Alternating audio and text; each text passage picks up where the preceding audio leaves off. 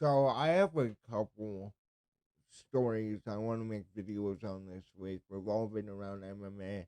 Conor McGregor becoming a music producer is one of them, but I gotta talk about the BJ Penn situation. We have more videos from BJ Penn, and I've heard more about what's going on from sources around him, other content creators and that around YouTube, Instagram. So we're gonna get into what really is going on with BJ Penn. But first we have to look at the latest update on it. BJ Penn believes his family has been murdered and replaced by imposters. If you guys don't know what was released before, he believes that the government has replaced his mother, brother, and father. Um, I think I'm not really sure why. Well, I think I know why, but he did have a run for Hawaii governor there a little bit ago. But let's just read it. Former two division UFC champion BJ Penn believes his family has been murdered and replaced by imposters. Man, this is rough, man. There's something going on with former two division UFC champion BJ Penn. Penn, a UFC Hall of Fame member, believes that his family has been murdered and replaced by imposters. uh, the prodigy first made the bizarre claim that last month via social media and continues to assert that it's true. Iowa Police Department, I need your help. My mother, Lorraine Shin, my brother, J.J. Penn, my brother, Reagan Penn, and my brother, Kalani Mamazuka were all murdered, and I need you to investigate these guys. Get these people out of my house and off my property. Here's here's the video, man. Oh damn it, I have to back out when I guess. It's it's brutal, man. Here we go. Penn, Reagan Penn, and Kalani Mamazuka were all murdered. And this picture right here, I took it during the governor's campaign. My mom's anti-helix is falling off in her ear. And then you can see the two different kind of skins on the back of her neck that she's wearing some kind of makeup, a skin makeup. And then here's my brother. I thought his ears looked funny, so I go, let me see your ears. And then I looked and I saw his eye later, and then he has freckles on his ear. And none of us have freckles, not even my white dad doesn't even have freckles. So just I want to ask the Hilo Police Department, what are you guys going to do? Let's get these guys. Let's get these guys. They got murdered. They go find out these people, and then we got to take DNA tests for all the other the Lorraine Shin, my brothers. Man, that's tough to watch, man. That's tough to watch. You know, I'm just gonna come out and say it. It's methamphetamines. Um, that's what I've been hearing. That's going on with BJ Penn. He got on amphetamines and has been on it for a while, and it's starting to get bad. Like you guys remember over here, if I can find it, the video where he was following his mom in the street. I let's see, did he delete it? I cannot find it. I can't find it.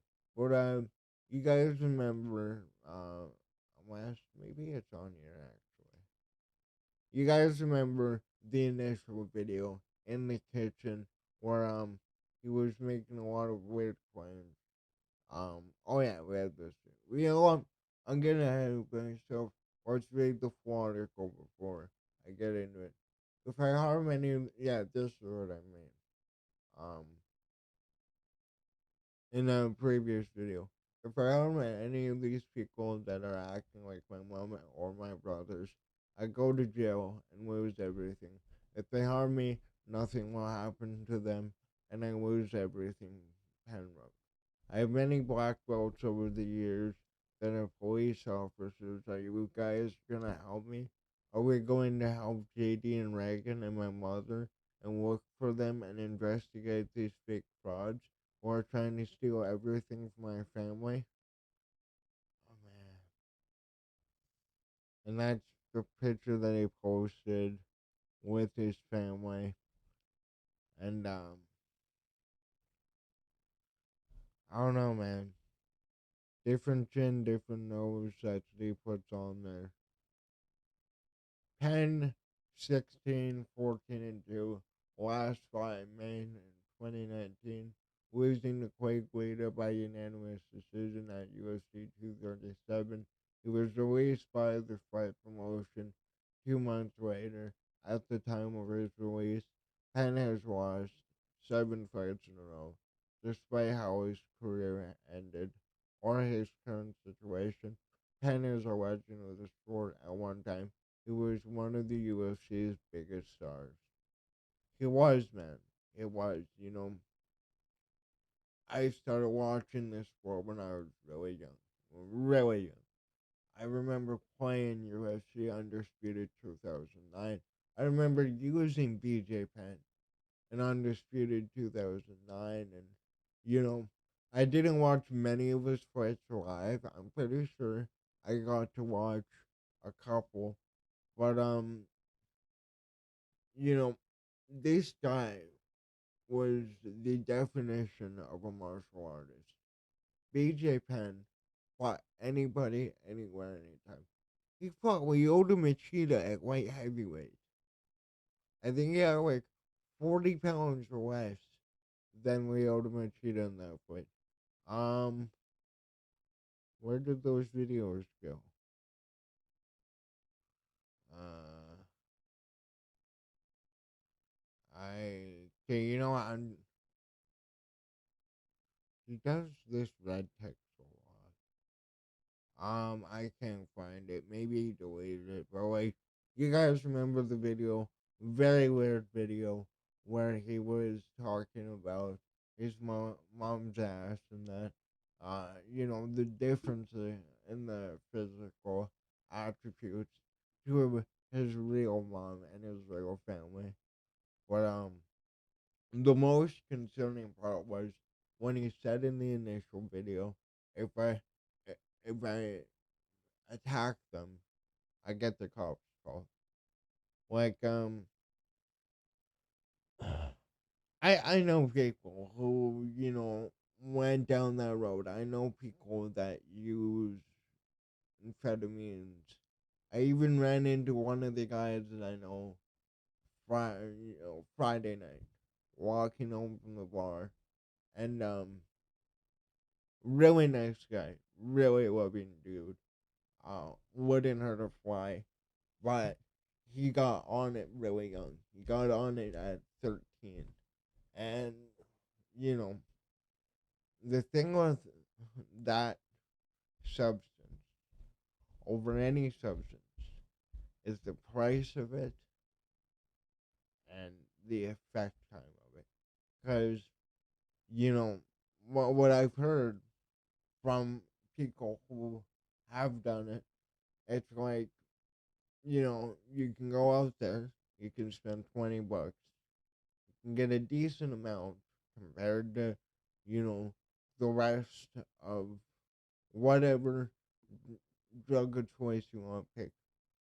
It's the cheapest, it lasts the longest, and it's the best high. That's what I've heard, but I've never been interested in uppers. Um, Never, snorted anything or anything like that. I've mainly just have done psychedelics in my lifetime. But obviously I drink, smoke, that stuff. But it's it's tough, man. It's tough. Like BJ Penn, when I was younger, he was so aggressive. He was so ruthless, dude.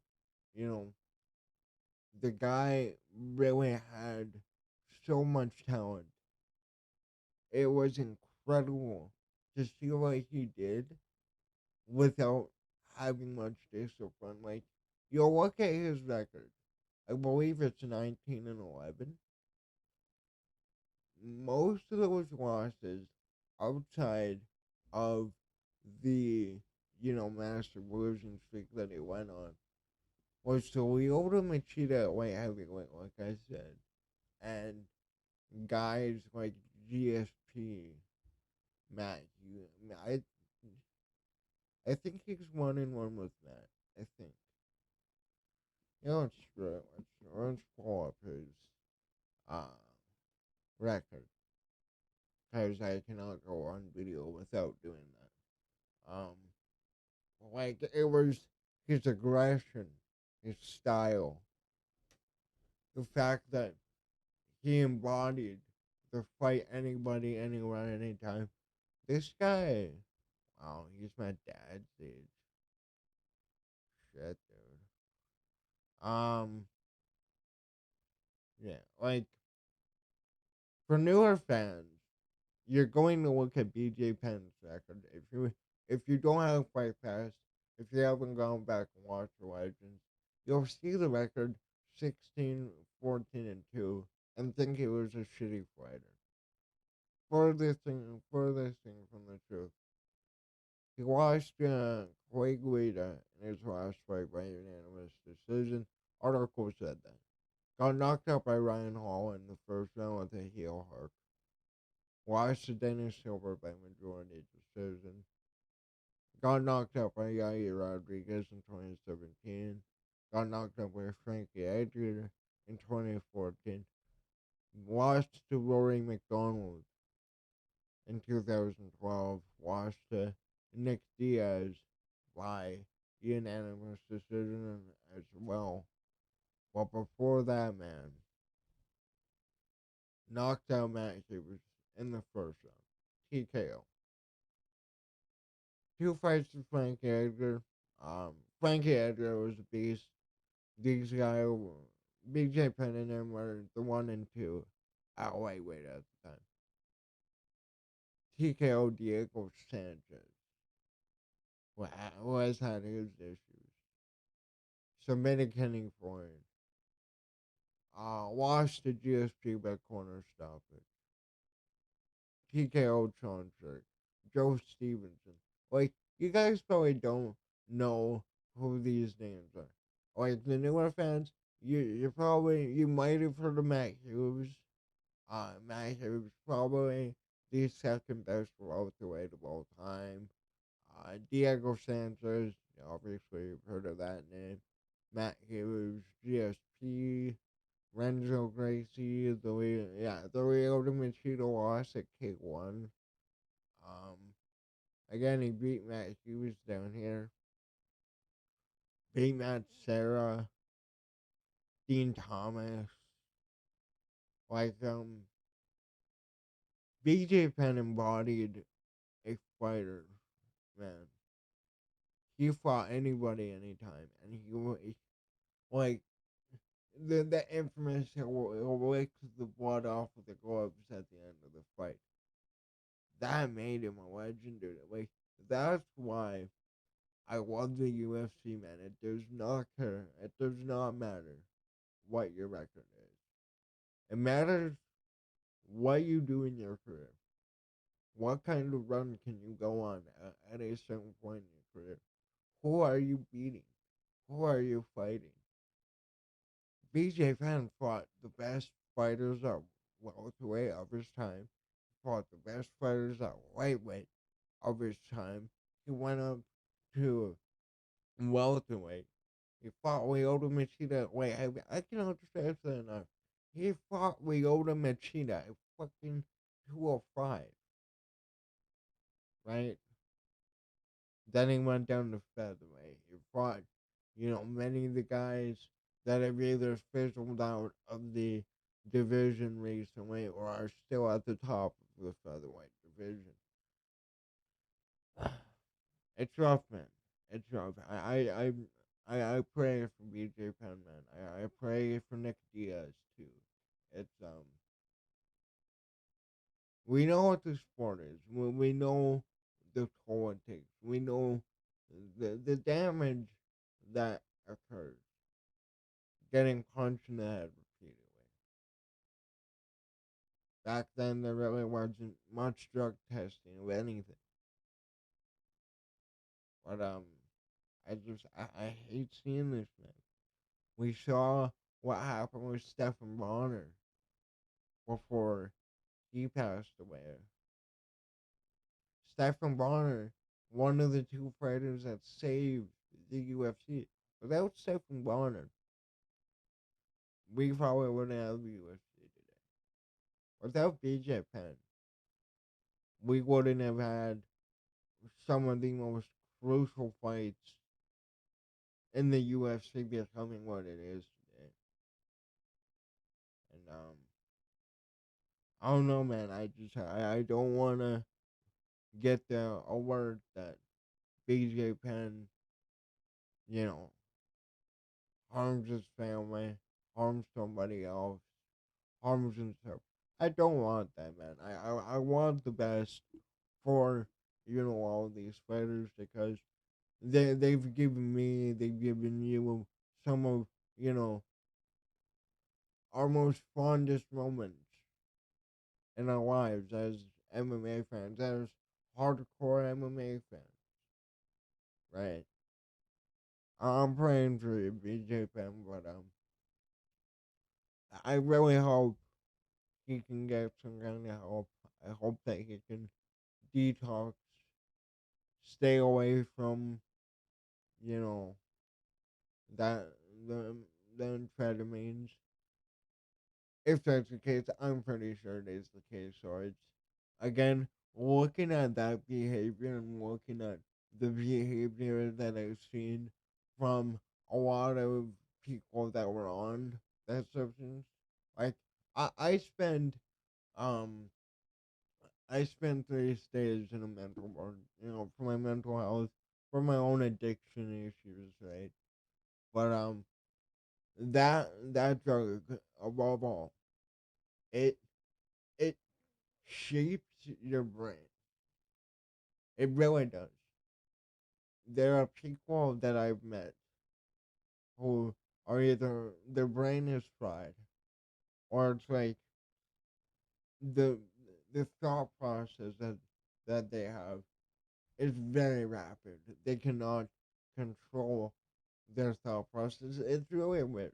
It really comes to um I'm talking about brain my turn talking about brains in my turn turns out like it can either slow down your memory, slow down your speech. It can speed it up.